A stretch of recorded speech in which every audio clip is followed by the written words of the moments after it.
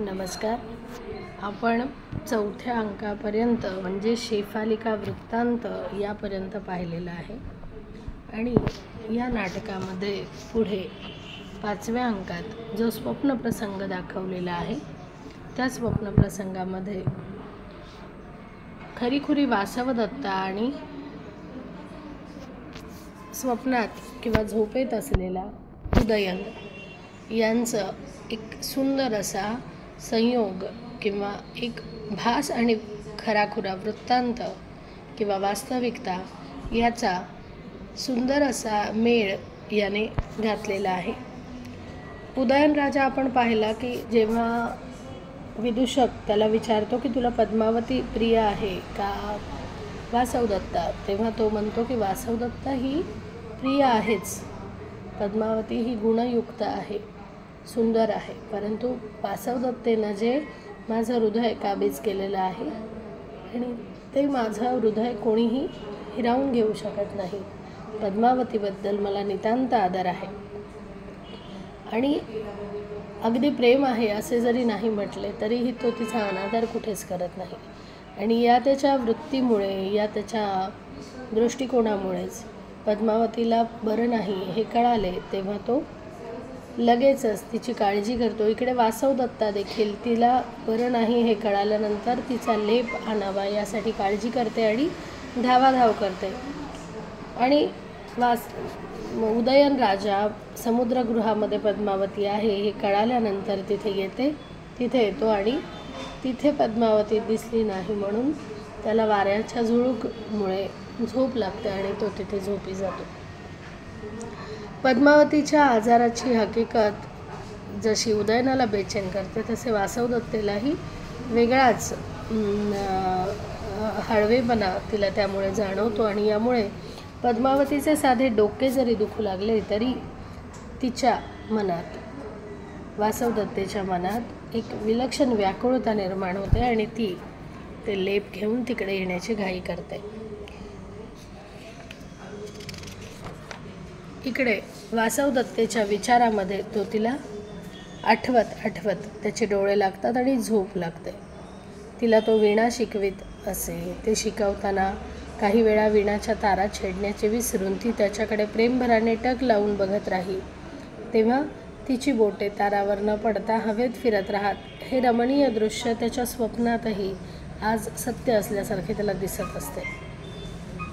समुद्रगृहात पद्मावतीची वाट बघताना त्याला जेव्हा झोप लागते आणि हे एकसारखे वासवदत्तेचे विचार त्याच्या मनात घोळत जातात त्यामुळे स्वप्न पडते तेही त्याला वासवदत्तेचेच आणि तिचेच विचार त्या स्वप्नामध्ये त्याला आकृष्ट करतात. जेव्हा त्याला वासवदत्तेचे स्वप्न पडते तेव्हा खरीखुरी वासवदत्ता त्याच्या बिछाण्याजवळच उभी असते हे त्याला लक्षात येत नाही. त्याचा खाली पडलेला हात ती पुन्हा बिछाण्यावर ठेवते आणि निघून जाते. ही जी स्वप्नाची घटना नाटकामध्ये दाखवलेली आहे ती या नाटकाचा मध्यवर्ती भाग आहे आणि वासवदत्तेच्या हाताला स्पर्श झाल्यामुळे राजा जागा होतो आणि घाईने समुद्रगृहातून जातानाच उझरती ती त्याला नजरेस पडते. ताडकन तो उठतो आणि तिच्या मागोमाग जाऊ लागतो, परंतु दाराच्या फळीचा धक्का लागतो आणि तो थांबतो. तरी देखील आपल्याला वासवदत्ताच दिसली हा विचार त्याच्या मनातून जात नाही. विदूषक त्याची समजूत घालण्याचा खूप प्रयत्न करतो की आज शेफालिकाच्या वृक्षाखाली, लताखाली, तिथे लता मंडपामध्ये वासवदत्तेची आठवण आली, स्वप्नही तिचेच पडले असेल, परंतु राजा मात्र या गोष्टीला ऐकायला तयार होत नाही. स्वप्नाची घटना निर्मिती जरी यामध्ये नाटकात वर्णिलेली असली या 5व्या अंकात तरीही यातून हे दाखवायचे आहे किंवा उदयनाला, रसिकाला हे सुचवायचे आहे की वासवदत्ता ही जिवंत आहे ही कल्पना राजाच्या मनात दृढ व्हावी आणि पुनर्मिलनाची पूर्वतयारी म्हणून हा स्वप्नवृत्तांत भासाने मोठ्या कलात्मक आविष्काराने नाट्यचित्रित केलेला आहे. उदयनाने वासवदत्तेला कधीही न सुकणारी एक माळ दिलेली असते. आणि नेहमी तजेलदार राहणारा तिलकही दिलेला असतो. एकदा पद्मावतीच्या कपाळावर हा तिलक पाहून आपण वासवदत्तेला दिलेला तिलकच आहे अशी कल्पना राजाच्या मनात आली आणि याही विषयी त्याने पद्मावतीला विचारले की माझ्या परिवारात असलेल्या अवंतिकेने माळ आणि तिलक या दोन्ही गोष्टी दिल्या असे ती म्हणून जाते. तेव्हा देखील त्याला हे कळाल्यावर पद्मावतीच जिवंत असली पाहिजे असा भाग कथा सरित सागरामध्ये दिलेला आहे. तर या कथाभागापेक्षा वासवदत्तातील स्वप्नाची घटना कितीतरी जास्त नाट्यमय आहे हे कोणी कबूल करते. वासवदत्तेचे विचार मनातून काढून टाकणे दिवसेंदिवस राजाला कठीण झालेले असते, अशक्य झालेले असते. अशाही स्थितीत तिची आठवण ही तीव्रतेने व्हावी अशीच घटना घडते आणि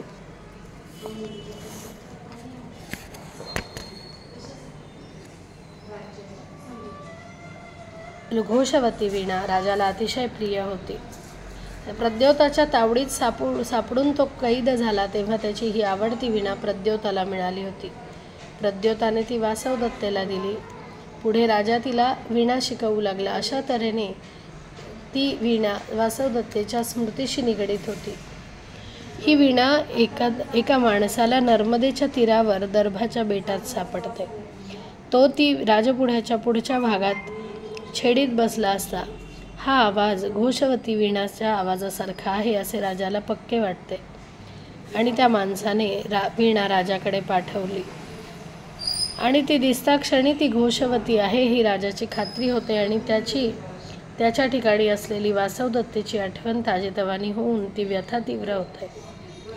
अशा मनस्थितीत असतानाच प्रद्योताकडून म्हणजे वासवदत्तेच्या पित्याकडून निरोप घेऊन कांचुकीय येतो. कांचुकीय बरोबर वासवदत्तेची दाई असते. ती वासवदत्तेच्या आईकडून निरोप घेऊन आली आहे. घोषवती सापडल्यापासून राजा खूप व्याकुळ झालेला असतो. त्यात भर म्हणून प्रद्योताकडचा हा निरोप. काय बरं निरोप असेल या विचाराने तो व्याकुळ होतो आणि आपण आपल्या पत्नीचे म्हणजेच प्रद्योताच्या कन्येचे हरण केले आणि तिचे रक्षण मात्र करू शकलो नाही ही टोचणी त्याच्या मनाला लागते आणि सासऱ्याचे एक प्रकारचे भीतीही बसले त्याच्या मनामध्ये. वासवदत्तेला आपण वाचवू शकलो नाही त्यामुळे वाटणारी लाचारी तो कांचुकियाजवळ बोलून दाखवतो आणि अजूनही प्रद्योताला आपल्याविषयी आपुलकी वाटते हे पाहून तो कृतज्ञताही व्यक्त करतो. वासवदत्तेला घेऊन उदयन उज्जैनीहून गेल्यावर मागे प्रद्योताने त्या दोघांची चित्रे काढून घेतली आणि यथासांग विवाह विधी पार पाडला. हे प्रतिज्ञा योगनारायणाच्या अगदी शेवटच्या प्रवेशावरून आपल्याला माहीत झाले आहे. ती 2 चित्रे वासवदत्तेची दाई आता घेऊन आली आहे. वासवदत्तेचे चित्र पाहताच उदयन कमालीचा अस्वस्थ होतो. वासवदत्तेचे उदयनाशी पुनर्मिलन व्हावे याची ही पूर्वतयारी आहे. वासवदत्तेचे चित्र पद्मावती देखील पाहते आणि हे पाहताच या चित्रातल्या स्त्रीसारखी हुबेहूब दिसणारी स्त्री आपल्या पाहण्यात आहे हे तिच्या ताबडतोब लक्षात येते. संन्यासाने आपल्या हवाली केलेली व अंतःपुरात आपल्या जवळ राहणारी स्त्री ही थेट चित्रातल्या वासवदत्तेसारखी आहे.